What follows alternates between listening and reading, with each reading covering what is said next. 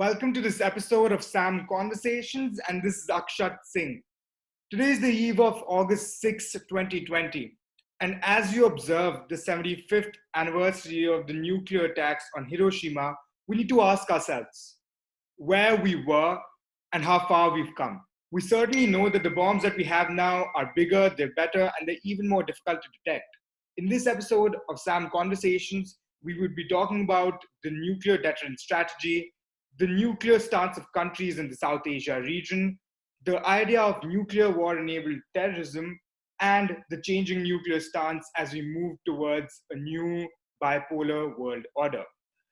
But before we proceed, allow me to introduce our guests on the panel for today. Our first guest is Commodore Uday Bhaskar. Commodore Bhaskar has served in the Indian Navy for 37 years. He's considered to be an expert on all matters nuclear and is certainly a household name in the security and strategy space in India. Sir has also served as the head of several think tanks in his career and is currently the director for the Society for Policy Studies, New Delhi. Our second guest is Dr. Manpreet Sethi. Dr. Manpreet Sethi is a distinguished fellow with the Center for Air Power Studies. She is, honestly, as one might say, the original bigwig when it comes to the nuclear strategy space in India. Ma'am is considered to be an authority in all things related to nuclear strategy and new nuclear weapons in the country. And we are extremely honored to have her on the show today. Welcome to the show, ma'am. Thank you very much, Akshat. Pleasure to be here. Absolutely.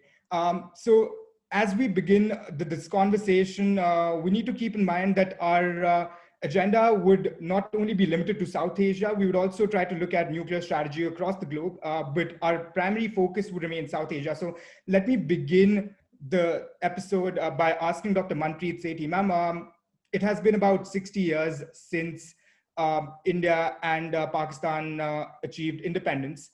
How do you think this has evolved into a situation wherein the nuclear strategy of the entire world has been affected? How do you think we have come far?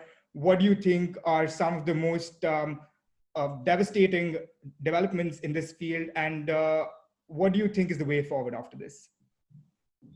Thanks, Akshat. So in 1945, when the weapon was used for the first time on Hiroshima, people had no clue about what kind of damage and destruction it would cause. And what we saw then scarred human mind enough that in the last 75 years, we've reached a position where the weapon has not been used. However, the dangers continue to grow, and we can talk about them later. But since you mentioned South Asia, let me try and restrict the first set of comments to that. First of all, I think, and Commodore Bhaskar would agree with me, we don't like to call this South Asia, but Southern Asia, because China plays a very important role in India and Pakistan nuclear strategies. There's a shadow of China, which is benign from the perspective of Pakistan, given the kind of help that China has given to Pakistan, but it's ominous from the perspective of India. Given the relationship that India has with China, we do consider the nuclear weapons a threat, even though I have argued that India and China have a sense of nuclear stability which is missing between India and Pakistan. In fact, India and China have been in this standoff for the last 100 days now, but the nuclear word has not been mentioned, which is not the case that happens when we get into a crisis situation between India and Pakistan, because Pakistan, owing to the kind of nuclear strategy that it professes, that it propounds, it has to mention the nuclear word. For them, projection of a low nuclear threshold is extremely important, because in their mind, their threat perception is from a larger conventional capability of India. And that threat of conventional conflict with India always remains alive for them because of the sub-conventional actions, the acts of terrorism, the proxy actions that take place in Indian territory. And therefore, India is compelled to respond to them. So in order to rule out the possibility of a conventional response from India, Pakistan likes to project a low nuclear threshold. Mm-hmm. So over the last 60 years, I would say the situation has become more difficult to manage because of lack of trust between both the dyads, India, Pakistan, India, China, lack of a dialogue on strategic stability issues, between India and Pakistan, despite having some confidence building measures, we've not gotten anywhere in terms of building that confidence. And with China, China has an attitude problem that it would not accept India as a nuclear weapon state. So there's no dialogue on strategic stability there. So while the capabilities of all three have been growing, there is no real talk that happens between the three of them to try to address some of the risks which are on a high. That's very interesting, ma'am, especially because when we think about nuclear powers, when we talk about deterrence specifically, we think about a Nash equilibrium game. And when we bring in a third player into this equation, which in this case happens to be China, things get a little more complicated. We would talk about that slightly more later on. But let me first bring in Commodore Bhaskar. Sir, you have seen India's weapons capabilities from inside the institution when you served in the Navy, and even from outside as your career as an academic. What can you tell us about some of the most devastating developments that have happened in the nuclear strategy space in the area? Akshat, thanks for having me on board this panel discussion. It's always good to be with Dr. Manpreet Sethi on matters nuclear. The first issue I'd like to address, if I may, is Hiroshima at 75. Mm-hmm. I think it's very relevant. I'm glad that you're having this conversation.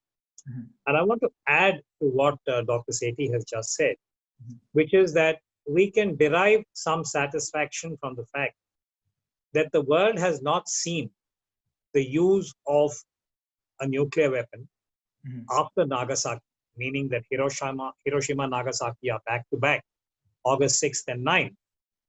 And after the weapon was used on Nagasaki, we have had 75 years of a relatively unblemished nuclear track record where the weapon has not been used in anger. So there is a certain nuclear taboo in place.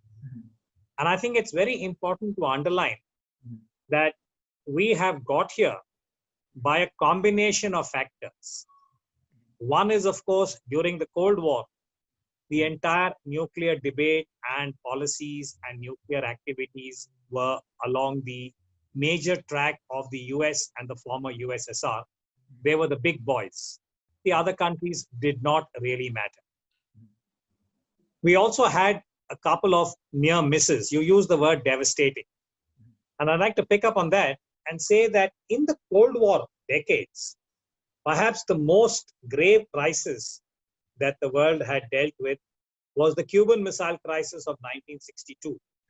As it happens, October 1962, when again, since Manpreet mentioned China, we had the India-China border war when China surprised India by attacking it as in the manner that they did. But leave that aside. There was no nuclear dimension there. But it would have been a devastating experience if the US and the USSR had not arrived at a modus vivendi on the Cuban Missile Crisis. So in that sense, the devastation is always latent, which is why we often use the word apocalyptic when we talk about the nuclear weapon, that if it is used accidentally or deliberately, the outcome, the results will be cataclysmic, which is why we have to be very careful, we as a global community, about how we husband this capability.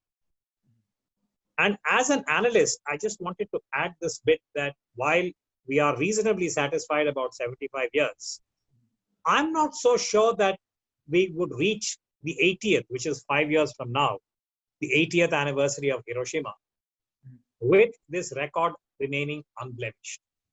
Meaning that the exigencies, the possibilities, the probability factor that some actor, whether state or otherwise, would actually take recourse to a nuclear weapon is becoming a higher probability. There are a number of reasons for this, which we could perhaps discuss as we go along. For instance, technology.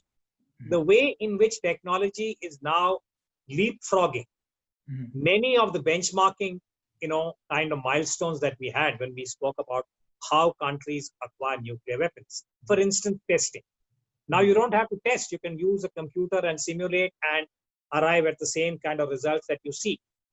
Now this could be misused. We are talking about the miniaturization of nuclear weapons. many states, including the big boys, are talking about hypersonic weapons with nuclear warheads. All this is very unhappy augury. So, which is why I would say that on the 75th anniversary of Hiroshima, your generation, if I could take the liberty of saying that, has to be very conscious about the potential for devastation that the nuclear weapon poses or represents to the entire world. And Southern Asia, as Manpreet rightly pointed out, has a far more complex dynamic than what obtains in many other parts of the world. Akshat? Absolutely. So, I mean, I agree with the fact that as we go forward from now on, given new emerging technologies and given this brilliant mesh of non-state actors who are continuously trying to acquire nuclear capabilities, the chances are really slim for humanity. There are two things that I found particularly interesting about what you said right now. So, and I would like to badger you a little on that. So, first of all, you mentioned about how we haven't really used nuclear weapons since Nagasaki, which was on the 9th of August, 1945. One thing which comes to my mind when I hear about Hiroshima and Nagasaki is obviously the magnitude with which people were affected, the magnitude of the devastation caused by the nuclear weapons. Now, we clearly know that the nuclear capabilities that states possess currently, they vary greatly in magnitude. They have the capability of affecting many more people than the Hiroshima and Nagasaki bombs did. So how do we reach a position of strategic deterrence when we know that mutual destruction is almost guaranteed when a nuclear weapon is being used? That is my first question for you right now. Well, I would say that strategic deterrence that you speak about has been arrived at or predicated on MAD, which is mutually assured destruction. I think there is a complete detour we could do about the Freudian aspect as to how global security is predicated on MAD as an acronym.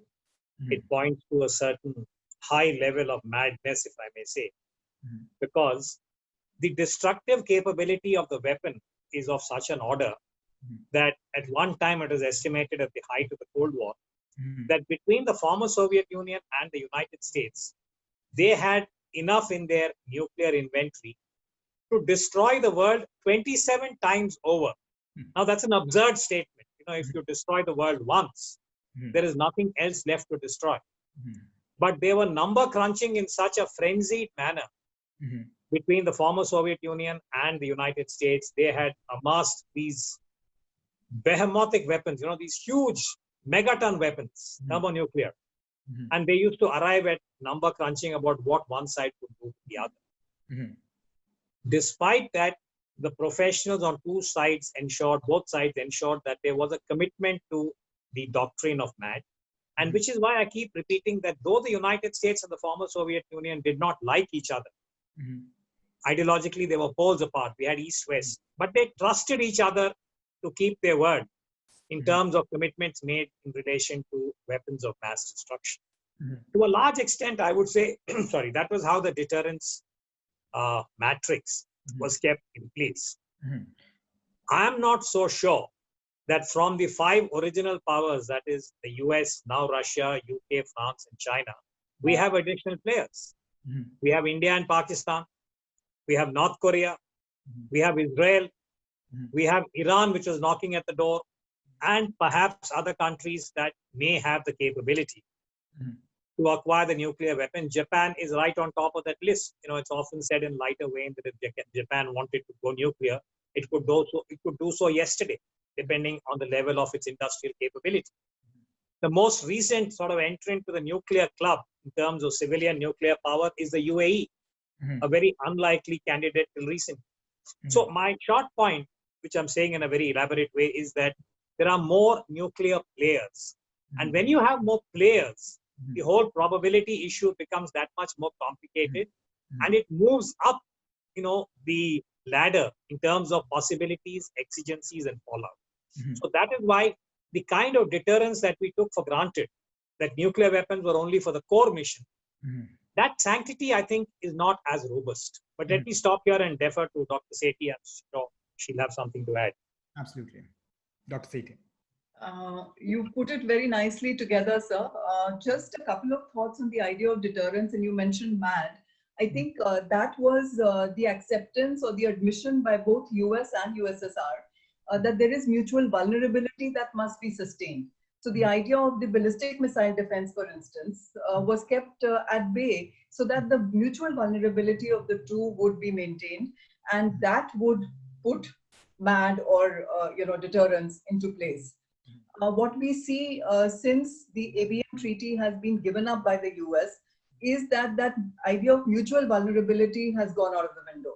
In fact, with China, the biggest fear that China has is that the US will be able to take out its retaliatory capability. And therefore, we see in China an emphasis emerging on numbers, on changing their force postures. And, again, Commodore Bhaskar mentioned hypersonics. Now, this is a new technology which is coming in, and we still don't understand how it's going to intersect with nuclear deterrence. It's coming with two characteristics. There's speed and there's maneuverability. Now, speed is not new because ICBMs also in the terminal stages have come in at very high speeds. But the trajectory of an ICBM is known, and therefore, countries can predict where the weapon is going to land. But with the maneuverability that comes in with hypersonics, and even if the hypersonics are equipped only with conventional warheads, the fact that it's coming with a destination ambiguity creates fears in the minds of the recipient. He doesn't know whether it's coming for his conventional capability or it's going to come and hit the nuclear facilities. So a conventional attack on nuclear facilities, the dilemma in Chinese mind is, how does NFU come into that position? Can they maintain their no first use when they know that a conventional strike can take out their nuclear retaliatory capability? So if that deterrence is going to be undercut, then the idea of mutual vulnerability gets affected, and that's where the problems are beginning to come in with the new technologies.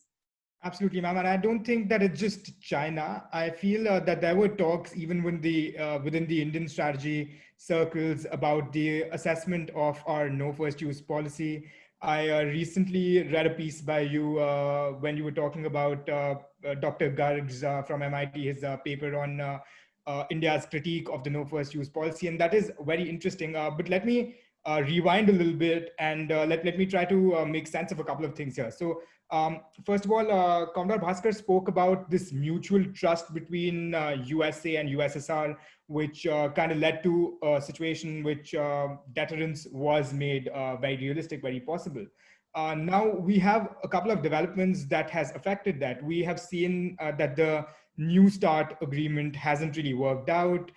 There are disagreements about the role of China. There are disagreements about the role of long-range missiles, and there are disagreements about the use of weapons which would not create general destruction, but would create very targeted destruction. And this is possible because of something that you mentioned, because of emerging new technologies, because of the fact that now we have weapons. Now we're actually going back to the phase that we don't really want weapons which affect everyone. Commodore Bhaskar mentioned that at some point USA and USSR had enough weapons to destroy the world 27 times over. I think we are moving to a place where countries don't want that, where countries want weapons which are specialized so that they can destroy one particular country 27 times over and not the entire world. So how do these emerging technologies really affect the kind of deterrence that we talk about? Because now when we talk about destruction, it's not necessarily mutually assured. Dr. Sethi. So Akshat, what you're referring to is the idea of limited nuclear war or the low yield use of nuclear weapons, in order to do what people are beginning to call surgical strikes or precision attacks with nuclear weapons. So this is an old idea. It's not a new technology. We've talked about what was known as tactical nuclear weapons for a long period of time. But in 1987, once the INF treaty had come into being and there was this summit between Presidents Reagan and Gorbachev, there was this rather important statement that was made that nuclear wars cannot be won and therefore they should not be fought. And that's when the idea of the possibility of fighting limited nuclear wars or the idea of doing a limited nuclear attack actually was given up, because everybody realized that there's nothing that's going to be limited about it. I remember writing an article, the title of which I put as like potato chips, no one can use but one. Nuclear weapons, you can in your mind believe that I'm doing a limited attack and it's supposed to be a limited nuclear war, but the other side also has to play by the same book. And there's no guarantee that the other side is going to do the same. And therefore, in all the war games that were carried out between US and USSR, besides within their own countries, both sides had reached the conclusion that even a limited use of a nuclear weapon will lead to strategic effects and usage in a very short span of time. So the whole idea of limited nuclear war was given up. What is happening today, and I would say the US Nuclear Posture Review of 2018 is really guilty of bringing this back into the frame, is that they're beginning to talk about use of low-yield nuclear weapons. So the US is actually building up capability because they felt that this is a gap that they have in the credibility of their deterrence vis-a-vis US and China, which have strategies which look at possibilities of limited use of nuclear weapons. Russia particularly. The escalate to de-escalate strategy, which is often attributed to Russia, is about limited use of nuclear weapons. And the US is feeling that we need to build that credibility with our own weapons capability. So they are doing that right now, and they've brought that whole idea back into focus. But when you're looking at emerging technologies, we are looking at hypersonics, we're looking at artificial intelligence in nuclear command and control. We are looking at cyber offensives on nuclear command and control. Those are some of the new dimensions that we don't well understand. Absolutely. And ma'am, I feel that one of the things that you mulled over here, it is the basic cornerstone of deterrence, right? Which is that all parties trying to deter each other need to have nuclear weapons in the first place. Otherwise, they can just be, they can be targeted and they wouldn't have any self-defense. And this brings me to another very interesting point. We recently had the Pakistan Foreign Office spokesperson who spoke about how India is very quickly escalating the nuclear program and how India really needs to maintain the genuine nuclear requirement. Now, could you tell us what that really means and if it really means anything at all? Because when we talk about deterrence, can we have a genuine nuclear requirement at all? I don't think India is, accelerating any of its nuclear developments. We have a doctrine which is a very sober and a stabilizing doctrine, and particularly given the neighborhood that we are in, and with the strategies, for instance, of Pakistan being of nuclear brinksmanship and of China being of ambiguity with its nuclear, capability, what we have in the center is a sober strategy, which is built on the minimum requirements which are needed for credible deterrence to cause unacceptable damage. So therefore, India has given up the idea of building large stockpiles of nuclear weapons because of the nature of nuclear weapon that Commodore Bhaskar started by telling us. What is the kind of weapon that we are dealing with? It's a weapon which is good only for deterrence and only for deterrence by punishment, not through war fighting, because there are no political objectives that one can obtain. So for me, the deterrence requirements are essentially three. There has to be a capability which is visible to the adversary, which will be able to carry out unacceptable damage. So it's not about hiding your capability, but letting the adversary know that you have credible capability, which will be able to, affect when the weapon is used against you. Secondly, you need the ability to use the capability.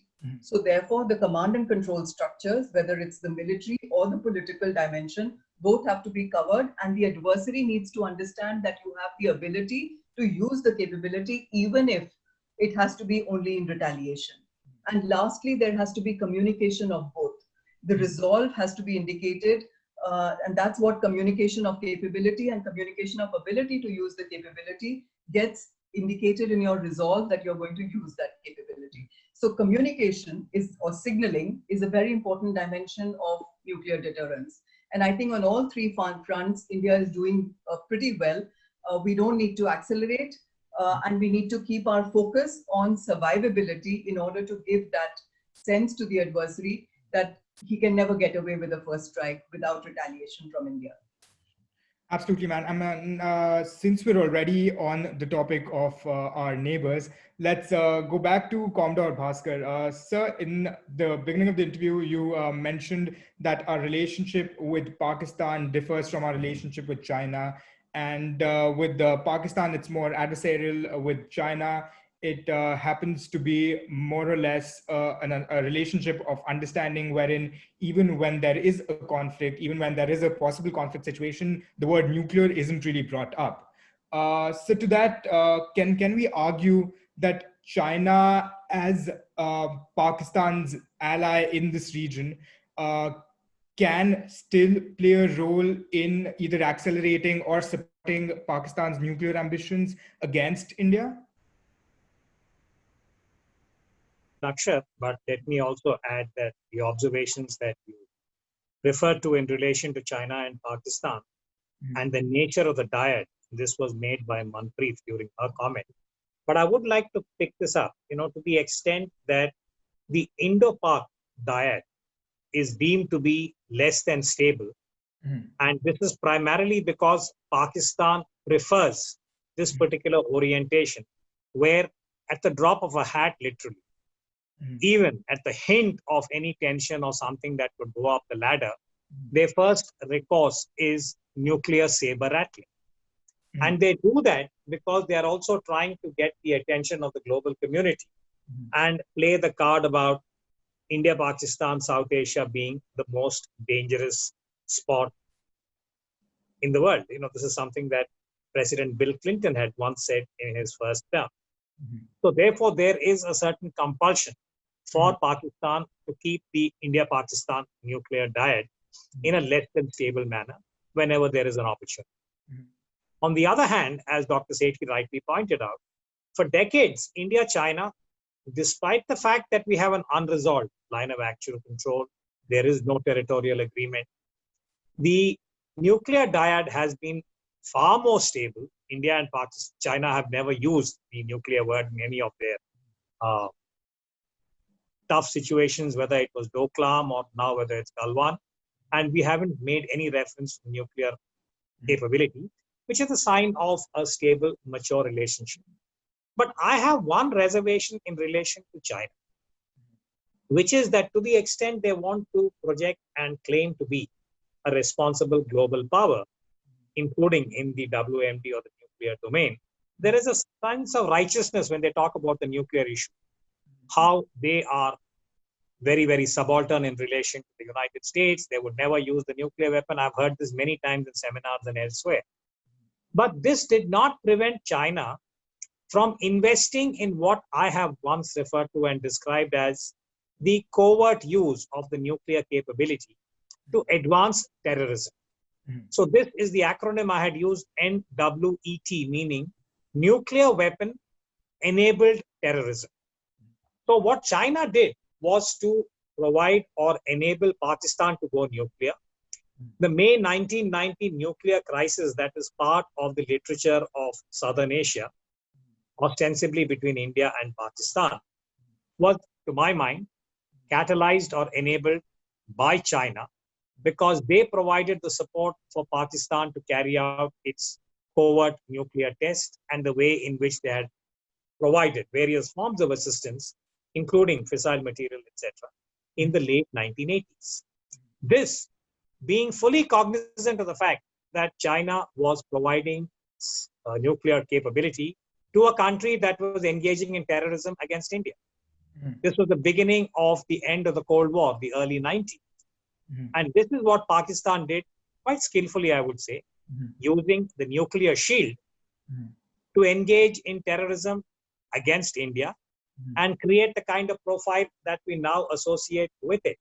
Now, this is the irony, and I'll stop after this and defer to Dr. Sethi, which is that when the United States decided to attack Iraq in 2003, the tripod on which the US attacked Iraq was that here was a deviant regime represented by President Saddam Hussein. It was about to acquire nuclear weapon capability, and it was advancing terrorism in the region or supporting terrorism. Later on, it was established that all three were invalid, the assumptions. Iraq was not a deviant regime. Iraq was not supporting terrorism. Iraq was not in any position to acquire nuclear weapons. The irony is that Pakistan fits the bill on all three. You can tick off all three boxes of Pakistan. Yet the United States did not agree to arrive at this determination. And therefore, we have the kind of instability that we see in Southern Asia that Dr. Sethi was referring to. But let me stop here and defer to Dr. Sethi. These are the political games that nations play in their own interest. And we all understand what the US interests were when they overlooked what was going on in Pakistan and maintained that holier than thou approach about they're not developing nuclear weapons. The wonderful book Deception brings out so much of archival information on how deception was going on at so many levels in order to make sure that that program continued. Absolutely. It's a great book. I'm glad Manpreet mentioned this. And since this particular chat, Akshat, is also for the Gen Next, your generation, I'd like to suggest and recommend that those who are tuning into this program should try and read the book Deception by Adrian Levy, if I remember right. And if you can't read the book, since no one reads books now, at least read the reviews. Okay. I hope we can get away with that, Akshat. Absolutely. So we will put the link in our description right there, so that the people who do read books do not have any difficulty finding it. So, I mean, before we move on, sorry for the misattribution, ma'am. So let's talk a little about NWET. This is a subject that you have written extensively on. And what you spoke about briefly over here was some sort of state-sponsored nuclear weapon-enabled terrorism. What is the non-state actor element in this entire NWET situation? Well, I'll tell you, the biggest scare for the world was, I think, about the Al-Qaeda. If you remember, we had 9/11, the attack on the Twin Towers and the experience the United States went through. Then we had the war against terror, the global war on terror. At that time, if you look at what the planners were most concerned about, the worst case scenario, and this comes up in the United States QDR, which is the Quadrennial Defense Review. For them, the most serious threat would be a combination where a non-state entity has access either to a nuclear weapon or nuclear material. And over the last 10, 15 years, what has been established by the intelligence agencies, all the experts who are tracking this, and academics like Adrian Levy, amongst others, there's also a book called Nuclear Express, by the way, that provides a lot of information.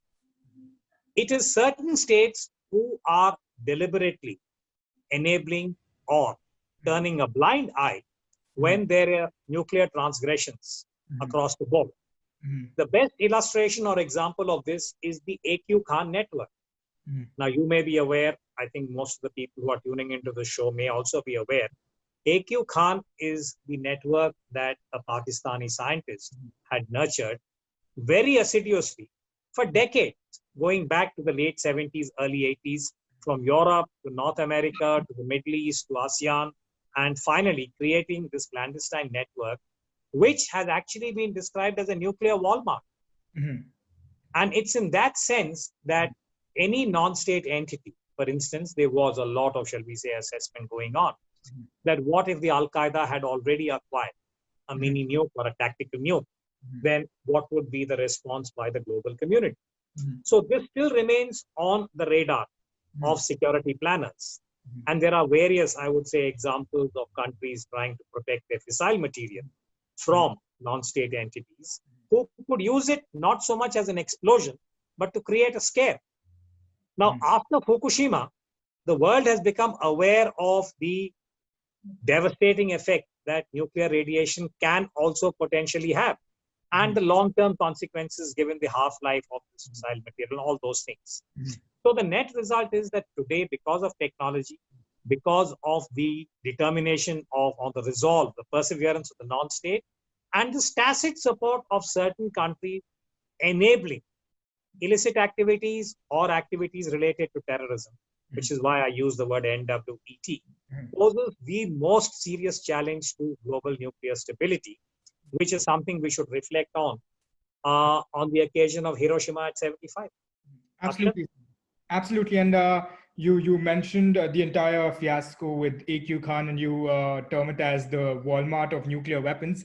Sir, but this really brings me to something that Dr. Sethi mentioned just some time ago about new developing technologies. We see that we have moved from a place wherein the nuclear command structures were more or less centralized. The power was centralized in very responsible, definite hands.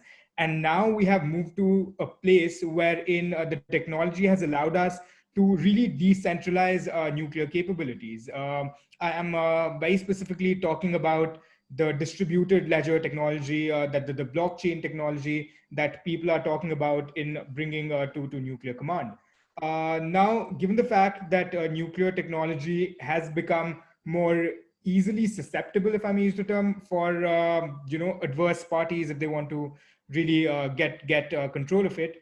How do we assess the situation now, and how do we, as nation states, prepare ourselves for a situation in which we can assume that nuclear capabilities will only get more and more decentralized from now on?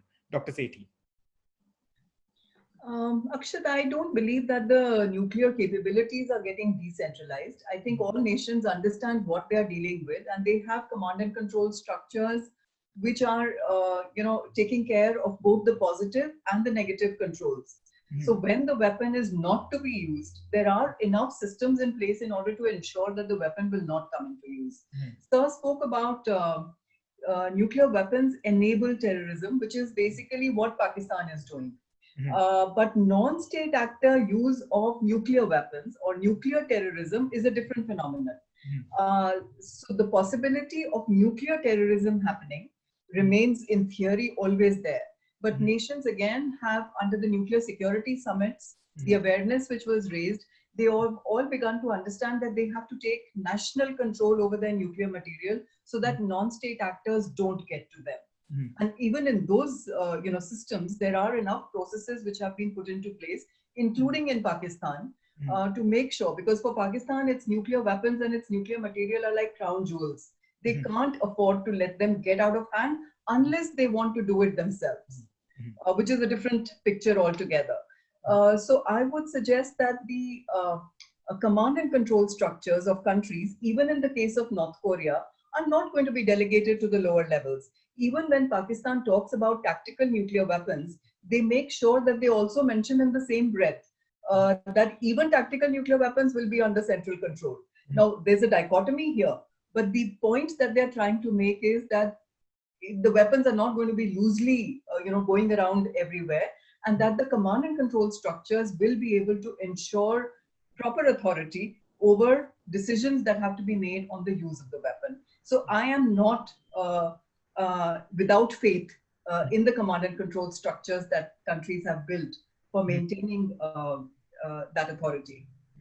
As long as we really have faith on the nation states themselves, I think we're good. Now, before we move on to the last question, let me just sum up what we have covered till now. We have covered the relationship between India, China, and Pakistan in the South Asia region. We also talked about how we have moved ever since the attacks on Hiroshima and Nagasaki. We have covered emerging technologies. We have also talked about nuclear requirements, and we have also spoken about the NWET, which is the nuclear weapon terrorism, which we spoke about in context of Pakistan and China, as well as non-state actors such as Al-Qaeda. Now, my last question for you, Commodore Bhaskar, is that we see that in South Asia there are two states that have nuclear capabilities, that is India and Pakistan. In Southern Asia, we also add China. But there are also multiple smaller states in both South Asia and Southeast Asia, which do not really have nuclear capabilities, but have played a very pivotal role when it comes to bringing these parties to the table. How do you think we can actually increase the involvement and engagement of these states? And how do you think that these states can act in a more comprehensive manner when it comes to bringing the nuclear powers to the table?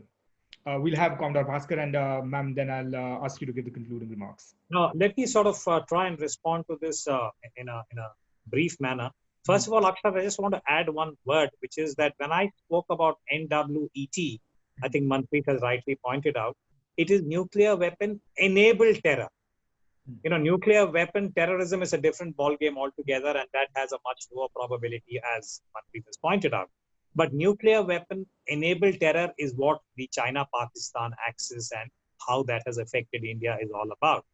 Now, as far as the other countries are concerned, this is my personal advocacy, that all countries that have nuclear weapons have an obligation to the non-nuclear weapon states to ensure the appropriate level of safety, command and control, not only for the immediate periods that we talk about in the short term, but for the long term.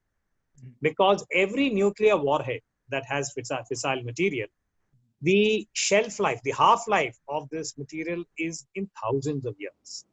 So not only do you need to ensure that the weapon is maintained or the warhead is maintained in the appropriate condition while it's in storage, but as and when you dismantle weapons, after all, the United States and the former Soviet Union came down from 55,000 nuclear weapons that they had at peak, strategic, tactical, suitcase, everything put together, to the lower thousands. Now they talk about 3,000 weapons as the upper limit in the strategic realm.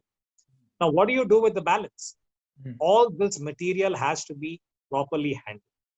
So whether it is civilian nuclear power or it is the military application of nuclear material, I think there is an obligation of the nuclear weapon states. All of this, by the way, is contained both in the NPT and all the other international treaties and agreements that we have seen after the end of the Cold War.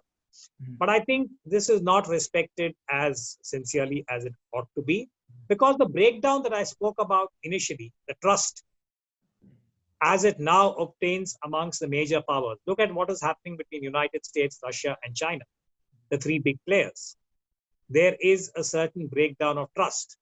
So as a result, much of the housekeeping, which is currently done under UN AGs, whether it is the international agencies or otherwise, these need to be made more robust. And I think civil society should also become more aware of the entire nuclear issue and make sure that everyone is on the same page when we talk about safety, responsibilities, and how we deal with this capability in the years ahead. But let me stop here and request Dr. Sethi to come in here. So, Akshat, to your question about what role can other states play, and you mentioned the other states in South Asia and Southeast Asia, I would say even globally. Sorry to disappoint you, but I don't think the other states can play a role unless the nuclear weapon states themselves are willing to give up nuclear weapons. And what we see in the ban treaty, the Treaty on Prohibition of Nuclear Weapons that came into play in 2017, is that it was passed in the United Nations General Assembly with 122 votes in favor. But the 9 nuclear armed states refused to be party to the treaty. So what the ban treaty ended up doing was to ban the bomb for countries that don't have the bomb actually. So it's the nuclear weapon states that have to be apprised of the kinds of risks that we are facing. And we talked about the various factors which are exacerbating these risks in today's times. And that has to become part of the public imagination, popular consciousness. What Sir mentioned about civil society. I would say during the Cold War period, we saw, for instance, the threat of nuclear war was on people's mind at all times. There were drills that happened. There were shelters that were built. People understood what it was. There were movies that were made. A fantastic movie called The Day After, which actually told you graphically about what will happen if nuclear deterrence was to break down. And in today's times, the biggest risk of deterrence breakdown, I would say, is from inadvertent escalation because of a miscalculation or a misperception because of the troubled relationship that we have between countries that have nuclear weapons. None of the dyads is looking at strategic stability or trying to move towards it. So we have a rather difficult dyadic position between the adversarial dyads. And as a result of that, deterrence breakdown could happen. So people have to become conscious of the fact that there are risks. There has to be a shared sense of risks and therefore a need to address those risks. So therefore, if movies or popular literature or shows like what you are hosting now was to get people, awakened to the kind of risks that we are facing. Then we will have nuclear, it'll become a part of the political agenda, and then countries will start talking about addressing those risks in some form or the other. It's not going to be because of sanctions or because of pressures which other countries can put on the nuclear weapon states. It has to be coming from within, that you don't need this weapon, and that another Hiroshima should never happen again. Absolutely, ma'am. And I completely agree with that. I guess that I first learned about the breakdown of deterrence from this movie called How I Came to Love the Bomb. And I think that's a brilliant example of directors and artists putting forth what would really happen if we ever engaged this war. Ma'am, you mentioned that about 120 countries signed the treaty, and those are the countries which didn't really have nuclear bombs. I guess a third of that actually ratified the treaty. So we not only had the countries who don't have the bomb who banned the bomb, we also had the countries who weren't in the nuclear umbrella under someone else's bombs protection, who actually went ahead and ratified it. And I think that's very interesting because, as you say, we can't really have a conversation about nuclear weapons without nuclear capable states at the table. And it would definitely need to be an intrinsic movement towards a non-nuclear world. This definitely brings us to the end of this discussion. I would like to thank you, Dr. Sethi and Commodore Bhaskar. It was a lovely, lovely discussion. I'm certain that this discussion would help a lot of enthusiasts to really get to know several things that we discussed in the show. Thank you so much. Have a good day. Thank you. Thank you. Thank you, Akshat.